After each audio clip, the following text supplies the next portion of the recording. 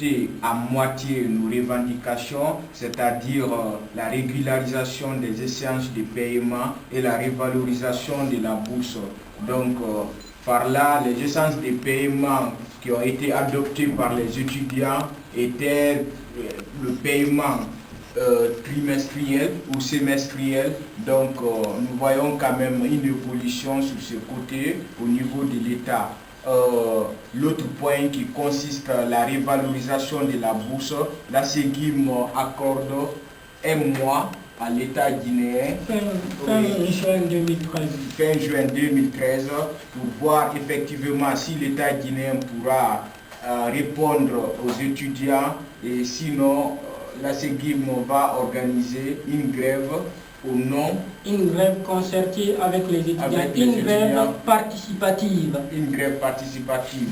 Donc, comme vous l'avez déjà constaté, la grève dernière... je veux dire, il y a un préalable, c'est-à-dire il y a des préalables à l'organisation de cette grève, où il y a des étapes qui vont précéder l'organisation de cette grève. Oui. C'est d'abord les interventions dans les médias. C'est après être intervenu dans les médias, voilà, on va passer à l'étape de la grève qui ne sera pas organisée d'un coup de tête, mais plutôt de façon concertée. Autrement dit, chaque étudiant voulant de cette grève devra prendre un engagement au même titre que les organes de la SEGIM, parce que les grèves sont organisées pour les étudiants. D'accord. Merci beaucoup, monsieur Mamadou. En ce qui concerne l'obtention de cette somme qu'on vient tous d'avoir, et en tant que secrétaire général de la SEGIM, du bureau exécutif de la SEGIM, ne pensez-vous pas que les étudiants sont dessus du montant qu'ils ont eu quand on sait que la grève qui a été faite l'année dernière était pour le paiement régulier des bourses et la revalorisation du montant de la bourse? En tant que secrétaire général, ne pensez-vous pas qu'il y a une déception de la part des étudiants? De voir après un long combat, après beaucoup d'énergie dépensée, de ne voir que ces $150. Je vais dire $50 par mois, c'est totalement décevant. En tout cas, la première personne qui se sent dessus par rapport à ça, je pense c'est bien moi. Pourquoi c'est bien moi? C'est parce qu'effectivement, je n'ai pas pu, malheureusement, m'esquiver de tous les mouvements qui ont été organisés. Autrement dit, j'ai toujours été présent avec bien évidemment un certain nombre de personnes. Donc les premiers à s'exprimer ou à s'estimer légitimement dessus, c'est surtout ces personnes-là. Et effectivement, on est totalement et scandaleusement, si vous voulez, dessus de cette situation. Mais en fait, à mon sens, nous pouvons aussi voir cette situation selon un autre, sous un autre angle. Autrement dit, on peut voir la case soit à moitié pleine, soit à moitié vide.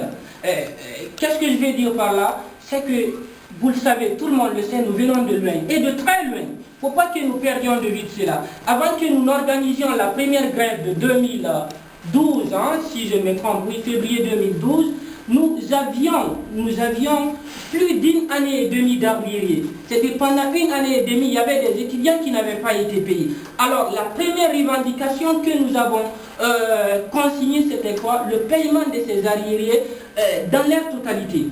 Ensuite, parce qu'il faut encore le dire, même pendant notre campagne 2012, il y a eu des étudiants qui nous ont interpellés sur cette question de bourse lorsque nous leur avions soumis ou exposé notre plan de lutte par rapport à la question. Il y a des étudiants qui n'ont pas manqué de nous dire, écoutez, aujourd'hui vous êtes en train d'engager une croisade contre l'État par rapport à ça et vous avez une panoplie de revendications. Avez-vous des priorités parmi ces revendications?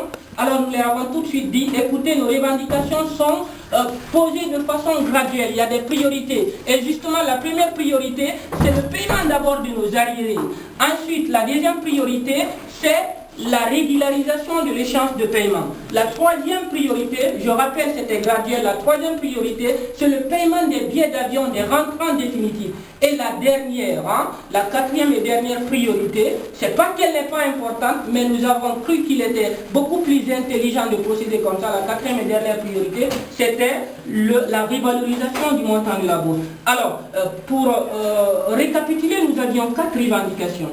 La première, paiement des arriérés, ça a été fait. Aujourd'hui, aucun étudiant ne peut s'estimer, à l'exception, soit dit en passant, la promotion 2009 dont, moi je crois, je n'ai pas reçu des documents, parce qu'encore une fois, sachant que le bureau n'est pas une institution,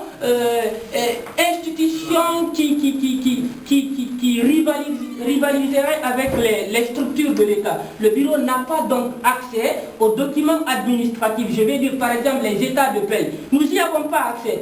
Et aucun document, même l'arrêté qui réglemente les conditions d'études à l'extérieur, ne nous donne ce droit-là. Donc nous n'y avons pas accès. Mais moi je crois que les étudiants de 2009, soit dit en passant, ont des arriérés de 4 mois qui n'ont pas été payés. Alors, naturellement, j'ai interpellé le directeur du SNAP en exercice sur la question. Voilà ce qui fut sa réponse. Écoutez, M. Diallo, le passé c'est le passé. Si vous voulez revendiquer, ou si ces étudiants veulent revendiquer ces 4 mois d'arriérés, ce n'est pas à moi qu'ils doivent s'adresser, mais plutôt à l'ancienne directrice du SNAP qui est Mme Dié. Comme si l'État ou l'administration n'était pas une continuité. Très malheureusement, voilà comment raisonnent bien évidemment nos dirigeants. Mais très malheureusement aussi, croyez-moi, les étudiants de 2011, je ne sais pas s'il y a certains d'entre eux parmi nous, ou de l'autre côté du fil, ils ne se sont pas mobilisés aussi. Je prends la dernière grève que nous avons organisée, ils étaient peu présents. Je connais des étudiants de Rabat, qui sont de Rabat, et une colonie d'étudiants de 2009 qui ne sont même pas venus répondre à la grève. Ils ne sont pas venus dormir avec nous dehors pour manifester. Alors comment voulez-vous que les autres promotions continuent à lutter pour ces gens-là? Donc ça c'était juste une parenthèse, c'est pas que je ne reconnais pas le dynamisme ou l'engagement de certains d'entre eux, mais malheureusement ils sont très peu parmi la promotion 2009. Donc ça c'était une parenthèse. Et donc, cette première revendication a été satisfaite. La deuxième, le paiement des biens, si vous voulez. L'État a envoyé un communiqué selon lequel dit à l'ensemble des étudiants qui veulent rentrer, et d'ailleurs toutes les promotions depuis 2001 ou depuis, ils n'ont même pas dit délai, toute personne ayant fini ses études au Maroc, étant boursière, n'ayant pas reçu donc son billet de rentrée en définitive, de s'inscrire auprès du SNAP, on va émettre son billet. Alors il y a eu des étudiants qui se sont inscrits, il y a eu parmi ces étudiants certains qui ont déjà reçu leur billet d'avion et qui sont rentrés. En revanche, il y a d'autres qui attendent encore, il y a plus d'un mois et demi ou plus. Mais en tout cas, on peut estimer que l'État a pris un engagement ferme parce qu'il a payé une partie, les autres aussi peuvent espérer avoir leur billet dans les semaines ou mois qui suivent. Voyez-vous. Maintenant, troisième revendication, c'est l'échéance de paiement, 3 mois ou 6 mois. Aujourd'hui, après 4 mois et quelques jours, nous avons reçu pour 3 mois, on nous a promis que au mois de juin prochain, on payera aussi, n'est-ce pas, les 3 mois qui auront passé. Donc, je puis croire, je n'affirme pas la chose dans l'absolu, mais je puis espérer quand même, avec beaucoup d'étudiants, je crois, que cette échéance de 3 mois pourrait être à la longue institutionnalisée. Autrement dit, on pourrait être payé chaque 3 mois. Maintenant, la 4e et dernière revendication, c'est elle qui... À l'extérieur. Mais est-ce que pensez-vous que vouloir quand même s'appréhendir sur cette question des nombres qu'à nous seuls, on peut aboutir, c'est-à-dire à l'ensemble des revendications qui pourront être susceptibles à l'extérieur comme la Russie en France. Est-ce que vous ne pouvez pas créer une coordination, un réseau de secrétaires des étudiants à l'extérieur pour pouvoir quand même donner un coup à vos revendications? Autre aspect, c'est quoi? Est-ce que vous ne pensez pas aujourd'hui en quelque sorte moderniser la façon de payer les étudiants? Si vous regardez par exemple le Burkina, jusqu'à présent, nous sommes à une période très archaïque. Il faut faire une rangée pour se faire payer ou bien autre. Cependant, les autres ambassades, il suffit juste un guichet automatique. Fin de mois, on transfère ton argent. Est-ce que vous ne pensez pas aussi parmi vos revendications, cela ne pourrait pas être vraiment intéressant? Et je termine par l'autre aspect, c'est quoi? C'est la stratégie de communication pendant les moments de grève. Trop de grèves tuent même vos revendications. Supposez que vous dites des grèves pour l'ensemble des étudiants guinéens au Maroc, ça trouve que d'autres sont à Oujda, ils n'ont pas les moyens de venir jusqu'à Rabat pour gréver. Est-ce que vous ne pouvez pas changer un peu la méthode de venir au niveau de cette grève? Séguine de Montmédia qui me reçoit très tôt. Bon, je pense que ma question s'inscrit un peu dans la même lignée que M. Diallo tout à l'heure. Bon, c'est juste que je pense qu'en termes d'information, il pourrait que je sois un peu plus informé que lui par rapport à cet aspect-là. Mais malgré mon niveau d'information, je me trouve aussi un peu avec un peu de lacune par rapport à certaines choses. Parce que, à ce que je sache, j'ai été l'un de ceux qui ont institué ou ceux qui ont eu l'initiative l'année dernière de mettre en place ce qu'on appelait une fédération internationale des étudiants guinéens, qui était censée réunir l'ensemble des étudiants boursiers guinéens de l'extérieur, pas seulement du Maroc. Donc, cela, on a eu l'idée, on s'est entretenu, ça s'est passé certes par travers des moyens virtuels, Skype en l'occurrence, et cela a été institué et institutionnalisé. Et le Maroc avait eu le privilège de présider déjà l'association par l'entremise de M. Labo, et nous avons essayé d'engager des mouvements de grève. Dans un premier temps, certains se sont désolidarisés du mouvement carrément parce qu'ils ne sont pas allés du dos de la pluie. Ils nous ont tout simplement dit qu'ils n'étaient pas en mesure d'aller de la même ligne que nous. Et après, moi, malheureusement, durant le deuxième mouvement de grève, je n'étais pas au Maroc, j'étais rentré à Guinée. Et lorsque mademoiselle Anne, qui était jadis qui est encore secrétaire générale de la Séguine de Casablanca, et moi-même, lorsque j'étais secrétaire général de la Séguine de Tanger, on est passé dans les radios privées pour vous appuyer également dans le mouvement de grève, parce que c'est tout ce qu'on pouvait faire. Il ne faut pas se déplacer, venir jusqu'au Maroc et aller gréver avec vous. On est passé dans la quasi-totalité des radios privées qui nous ont tendu leur antenne, on leur a expliqué la situation désastreuse dans laquelle les étudiants vivaient ici, on leur a expliqué tout le calvaire qui faisait l'objet des mouvements de grève. La question qu'ils nous ont posée et qui revenait toujours à tout bout de champ était la suivante. Mais vous n'êtes pas les seuls étudiants guinéens à l'étranger. Il n'y a pas que le Maroc. Nous, on s'est arc-bouté derrière un argument selon lequel nous étions le foyer principal, tel qu'il a dit, on leur a dit, nous sommes majoritaires. Au Maroc, les étudiants guinéens, c'est la plus grande population estudiantine guinéenne à l'extérieur. Donc, ce qui voudra dire qu'on est censé, d'une façon ou d'une autre, mener nos engagements et mener nos combats nous-mêmes. Mais maintenant, moi, je pense qu'il y a vraiment une nécessité qu'on se serre les coudes, parce qu'après tout, cette histoire de bourse est un problème transnational. C'est-à-dire que le gouvernement ne va pas entreprendre une politique de paiement de bourse qui ne soit valable que pour le Maroc. Parce que le montant que nous recevons ici, c'est le même montant qu'on envoie ailleurs. La périodicité, il peut y avoir des décalages de quelques semaines, mais généralement c'est dans les mêmes périodes. Maintenant, la question que moi je voudrais poser à M. Labo, depuis que cette fédération a été mise en place jusqu'à aujourd'hui, où en sommes-nous dans cette histoire-là? Nous sommes à quel... de méthode de grève, je pense que rien n'est éternellement vrai. Je vais dire, peut-être avec la permission de M. Sissé qui est un scientifique, parler sous son contrôle.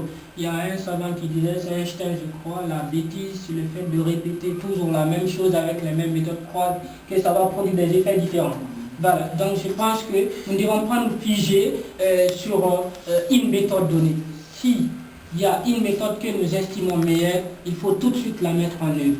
Mais, encore une fois, ou pour le moment, moi personnellement, je regrette de dire que j'ignore une autre méthode qui serait plus efficace que les interventions au niveau des médias et les mouvements de protestation. Cependant, s'il y a un groupe d'étudiants ou un étudiant qui a des propositions à nous faire, le bureau, par ma voix, reste réceptif, reste donc ouvert à toutes ces propositions. Voilà ce que je puis dire par rapport à cette dernière question. Maintenant, s'agissant de l'avant-dernière, en l'occurrence le paiement automatique, le paiement par compte bancaire par exemple, n'y a-t-il pas nécessité d'introduire ça dans le panel de revendications? Je pense qu'effectivement il y a nécessité, et cette nécessité justement s'était imposée depuis 2011-2012. Nous avions notifié aux autorités de voir dans quelle mesure ils pourraient instituer des comptes bancaires pour les étudiants. Alors, ils avaient dit effectivement que c'est une très bonne chose, c'est une très bonne solution. Ils sont en train de travailler là-dessus, qu'ils vont travailler là-dessus. Mais, moi, c'est mon point de vue, je pense qu'il y a un problème de compétence qui se pose. Même l'état de pays n'est pas envoyé façon, comment on appelle ça, c'est pas un fichier informatique qui est envoyé, c'est un papier volant qui est envoyé. Quand vous allez à la paix, même à l'ambassade, il n'y a pas un ordinateur. Voyez-vous. Donc je me dis quelque part, il y a un problème d'archaïsme entre guillemets. Est-ce que les fonctionnaires censés exécuter ces opérations de paix sont à même de manipuler l'outil informatique? C'est une interrogation. Je ne dis pas qu'ils ne sont pas capables de le faire, mais je m'interroge sinon depuis avant nous, nos prédécesseurs avaient déjà introduit cette demande au niveau de l'ambassade et au niveau du SNAP. Croyez-moi, il y a eu des étudiants volontaires, des informaticiens qui sont allés jusqu'au devant le service culturel de l'ambassade pour dire, tenez, moi je suis un étudiant en informatique, j'ai constaté qu'il y a beaucoup d'anomalies dans la paix, je suis prêt à créer un logiciel pour l'ambassade en vue de cette opération. Ils ont dit oui, mais ils n'ont pas suivi. Voyez-vous, donc je me dis, problème de compétence se pose, là ça relève beaucoup plus des autorités elles-mêmes que de nous les étudiants, parce que, encore une fois, on ne peut pas dire aux autorités de changer tel pour le remplacer par tel autre. Nous, c'est notre bourse qui nous intéresse, voyez-vous, mais je pense que le moment est toujours, en fait, c'est toujours important qu'ils introduisent le système informatique. C'est valable, c'est ce que font toutes les autres communautés. Vous avez parfaitement raison de le souligner. Mais pour l'instant, je pense qu'il y a des priorités, si vous voulez. Il y a des priorités et voilà quoi. Maintenant, pour en revenir à la dernière question qui est très importante d'ailleurs, le sort de la Fédération des étudiants guinéens d'étrangers dont le Maroc a assuré la présidence.